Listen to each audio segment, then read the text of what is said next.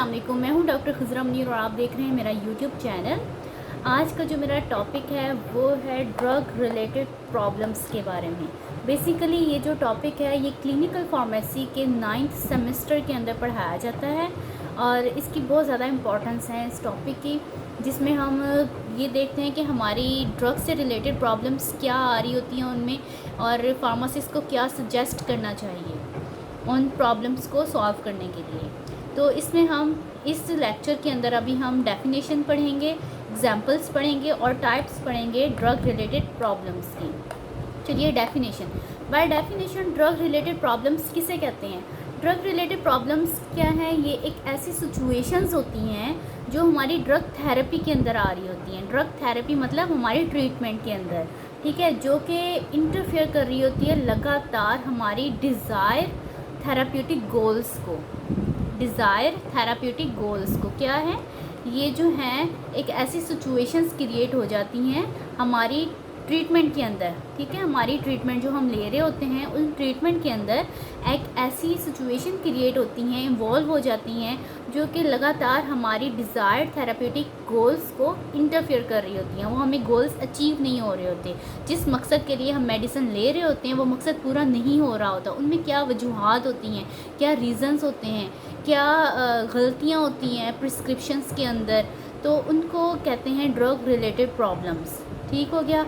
Examples के तौर पर मैं ये बताना चाहूँगी। फॉर एग्ज़ाम्पल एक पेशेंट है, उसके सर में बहुत ज़्यादा दर्द है, हेडेक जिसे कहते हैं, ठीक है, उसने ली पैनाडोल ली, लगातार वो पैरासीटामोल का यूज़ करी जा रहा है, लेकिन उसको हेडेक से आराम नहीं आ रहा, उसका पेन रिलीफ नहीं हुआ। तो उसमें क्या वजह हो सकती है? तो उसको हम पढ़ते हैं ड्रग रिलेटेड प्रॉब्लम्स के अंदर, ठीक है। हमने ट्रीटमेंट तो ली, लेकिन ट्रीटमेंट जो है हमें डिज़ायर गोल्स प्रोवाइड नहीं कर रही, हमारा पेन रिलीफ नहीं हो रहा। तो हो सकता है उसको हेडेक की बजाय उसका बीपी हाई हो, ब्लड प्रेशर हाई हो, उसका हाई ब्लड प्रेशर हो, जिसकी वजह से उसका मुसलसल सर में दर्द हो रहा और वो पैरासीटामोल से रिमूव नहीं हो रहा। तो उसके लिए सजेस्ट ये करता है फार्मासिस्ट को उसको कोई ना कोई एंटी हाइपरटेंसिव मेडिकेशन भी साथ में दी जाए, फिर वो डिज़ायर थेराप्यूटिक गोल्स को अचीव कर लेगा। इसी तरह एक और एग्जांपल है कि एक पेशेंट है, उसको आर्थराइटिस का पेन है, जोड़ों का दर्द है बहुत ज़्यादा शदीद किस्म का, लेकिन उसको अल्सर भी है, उसको मैदे का अल्सर भी है और डॉक्टर उसको प्रिस्क्राइब कर रहे हैं डाइक्लोफेनिक सोडियम, ठीक है। अब डाइक्लोफेनिक सोडियम जो है वो आर्थराइटिस के लिए तो ठीक है, लेकिन उसको पेशेंट को अल्सर भी है, तो अल्सर के लिए वो ठीक नहीं है, क्योंकि डाइक्लोफेनिक सोडियम ऑलरेडी अल्सर काज करवाती है। तो इसीलिए अब फार्मासिस्ट क्या उसको सजेस्ट करेगा कि उसको डाइक्लोफेनिक सोडियम के बजाय कौन सी मेडिकेशन लेनी चाहिए जो उसको आर्थराइटिस को भी रिमूव करे और अल्सर को भी रिमूव करे। तो ये चीज़ हम पढ़ते हैं ड्रग रिलेटेड प्रॉब्लम्स के अंदर।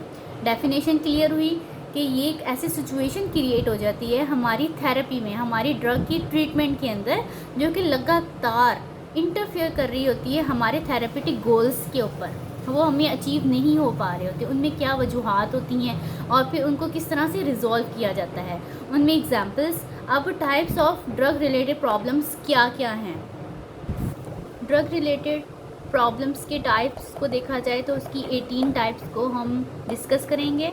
नंबर 1 पर है अनट्रीटेड इंडिकेशन।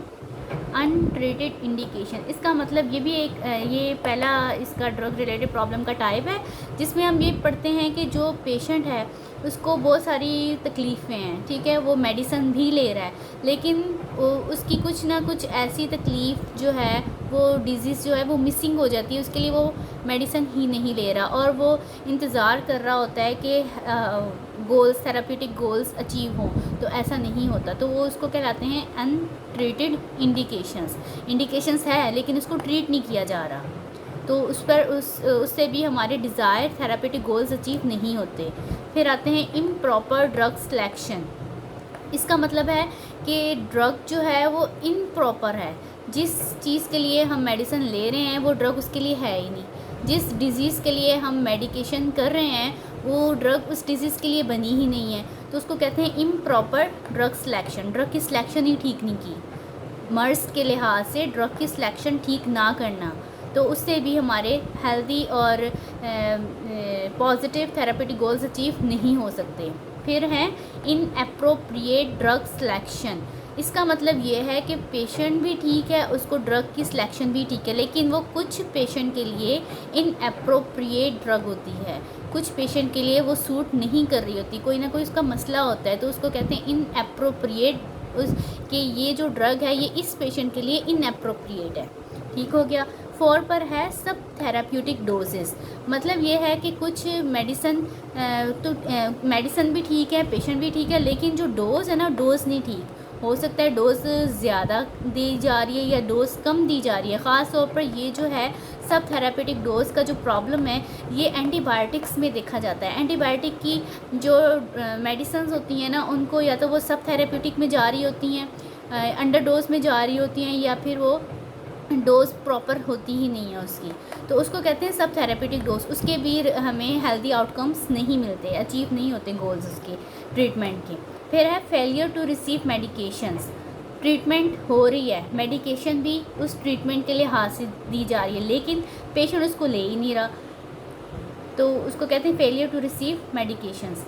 फिर है वो इसलिए नहीं ले रहा होता कि वो जो ब्रांड चाह रहा होता है वो ब्रांड का अल्टरनेट दिया जा रहा हो, तो इससे भी पेशेंट जो होते हैं ना अनकम्प्लायंस हो जाते हैं। फिर है ओवरडोज मेडिकेशन। ओवरडोज है, मेडिकेशन ठीक है, सिलेक्शन भी ठीक है, पेशेंट भी ठीक है, लेकिन उसकी ओवरडोज हो रही है। फॉर एग्जांपल जैसे एंटीबायोटिक है, एंटीबायोटिक की ड्यूरेशन होती है 3 डेज़, 5 डेज़, 7 डेज़ या 10 डेज़, ठीक है। अब पेशेंट लगातार महीने में वो एंटीबायोटिक यूज़ करता जा रहा है, तो उसकी वो ओवरडोज मेडिकेशन होती जाएगी, जिसकी वजह से साइड इफ़ेक्ट्स प्रोड्यूस होते जाएंगे और वो आउटकम्स थेरेपेटिक गोल्स अचीव नहीं होंगे। फिर है एडवर्स ड्रग रिएक्शंस। ये भी इसका ड्रग रिलेटेड प्रॉब्लम्स में आता है, क्योंकि मेडिकेशन से जब एडवर्स रिएक्शन प्रोड्यूस हो जाएं तो उसको कहते हैं एडवर्स ड्रग रिएक्शंस। फिर है ड्रग ड्रग इंटरेक्शन। एक ड्रग के साथ दूसरी ड्रग भी दी जा रही है जो कि आपस में इंटरेक्ट कर रही हों, एक दूसरे की एब्जॉर्प्शन को रोक रही हैं, मेटाबॉलिज्म को रोक रही हैं, इसको थेरेपेटिक इफ़ेक्ट्स को रोक रही हैं, उसकी काइनेटिक्स को रोक रही हैं, या फिर उसकी डायनेमिक को रोक रही हैं, तो इसको कहते हैं ड्रग ड्रग इंटरेक्शंस। इसी तरह ड्रग फूड इंटरेक्शंस होते हैं। Drug food interactions, drug food interaction में भी कुछ ड्रग ऐसी होती हैं जो पर्टिकुलर जूसेस के साथ या फिर पर्टिकुलर हम फूड के साथ नहीं लेते, लेकिन वो ली जा रही होती हैं, जिसकी वजह से इंटरेक्शन होते हैं, जिस इंटरेक्शंस की वजह से हम हेल्दी थेरेप्यूटिक गोल्स को अचीव नहीं कर पा रहे होते, तो वो प्रॉब्लम्स में आ जाती हैं। फिर है 10 नंबर पर ड्रग यूज़ विदाउट इंडिकेशन।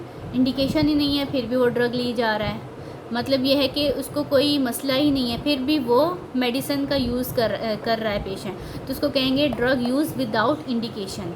फिर है इम्प्रॉपर ड्यूरेशन। ड्यूरेशन ठीक नहीं है उसका, जिस टाइम में लेनी चाहिए मेडिसिन वो आउट ऑफ टाइम वो मेडिकेशन कर रहा है और वो इम्प्रॉपर ड्यूरेशन की प्रॉब्लम्स में आ जाती हैं। फिर है ट्रीटमेंट फेल्यूर। ट्रीटमेंट काम ही नहीं करता, इसकी भी वजूहात होती हैं। फिर है improper doses form. Doses form भी ठीक नहीं है। अब इंसुलिन को सबक्यूटेनियस लगाना है, इंसुलिन जो है स्किन के अंदर लगाई जाती है, अब इंसुलिन को आईवी दी जा रहा है। कुछ इंसुलिन होती है आईवी, लेकिन ज़्यादातर इसका जो रूट होता है इंसुलिन का वो है स्किन के अंदर, तो इम्प्रॉपर डोजेज फॉर्म ठीक ना हो। फिर है इम्प्रॉपर एडमिनिस्ट्रेशन, इम्प्रॉपर एडमिनिस्ट्रेशन। फिर है duplication of drug of same chemical category. Duplication हो जाए, अब एक मेडिसिन है इस duplication of drug of the same chemical category, इसका मतलब ये है कि पेशेंट तो ठीक है, उसको मेडिसिन जो दी जा रही हैं, 2 मेडिसिन ऐसी हैं जो सेम केमिकल कैटेगरी से बिलोंग करती हैं। फॉर एग्जांपल इसमें देखा जाए तो एक पेशेंट है, उसको इन्फेक्शन है यूरिन का, यूटीआई इन्फेक्शन है, उसको दी जा रही है मेडिसिन सिप्रो भी दी जा रही है, साथ लीवोफ्लॉक्सासिन, तो ये दोनों सेम क्लास की सेम केमिकल की ड्रग है, तो ये इम्प्रॉपर डुप्लीकेशन कहलाता है और ये duplication of drug same chemical category की प्रॉब्लम्स में आता है। तो ऐसा नहीं होना चाहिए, इसमें एक ही मेडिसिन इस क्लास की होनी चाहिए, दूसरी मेडिसिन कोई और होनी चाहिए जो कि इसकी कंडीशन को रिलीव कर सके।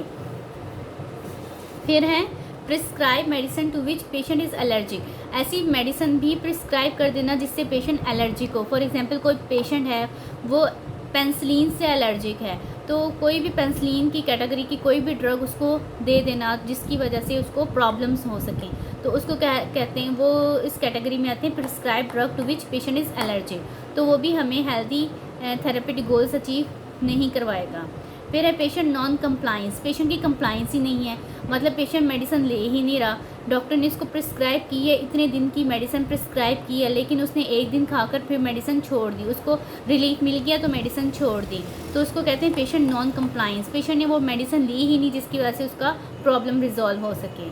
और इसके अलावा इनकम्प्लीट इम्यूनाइजेशन, उसकी इम्यूनाइजेशन भी कंप्लीट ना हो तो वो भी ड्रग रिलेटेड प्रॉब्लम्स में आ जाती है। यहाँ पर जो है improper doses form and wrong route, इसमें रूट में है कि फॉर एग्जांपल इंसुलिन जो है, इंसुलिन का रूट जो होता है सबक्यूटेनियस होता है, अगर उसका रॉन्ग रूट आईवी लगा दिया जाए या आईएम लगा दिया जाए तो वो इस प्रॉब्लम की कैटेगरी में आ जाती है। फिर इम्प्रॉपर डोजेज फॉर्म, मतलब बच्चा जो है वो टैबलेट नहीं ले सकता, तो उसको कोई भी मेडिसिन जो होती है सिरप फॉर्म में देते हैं, तो उसको भी टैबलेट प्रिस्क्राइब की जाए तो वो इस कैटेगरी में आता है इम्प्रॉपर डोजेज फॉर्म की। तो ये जो है ये 18 टाइप्स थे हमारे ड्रग रिलेटेड प्रॉब्लम्स के। इनको हम हर टाइप्स को 1 बाय 1 डिस्क्राइब करेंगे फुली तौर पर, जिसमें हम केस स्टडीज़ भी इनमें पढ़ेंगे। इसमें untreated indication, improper drug selection, इनको डिटेल में हम अपने नेक्स्ट लेक्चर्स में पढ़ते जाएंगे। तो ये था हमारा आज का लेक्चर जिसमें हमने डेफिनेशन पढ़ी है ड्रग रिलेटेड प्रॉब्लम्स की, उसकी कुछ एग्जांपल्स देखी हैं और हमने टाइप्स को पढ़ा है। तो अगर आपको हमारा लेक्चर पसंद आया हो तो उसको लाइक कीजिएगा, अपने दोस्तों में शेयर कीजिएगा और सब्सक्राइब कीजिएगा हमारे चैनल को, और बेल आइकन पर भी क्लिक कीजिएगा ताकि आपको हमारे लेक्चर्स की न्यू से न्यू वीडियो मिलती जाएँ। Thank you so much.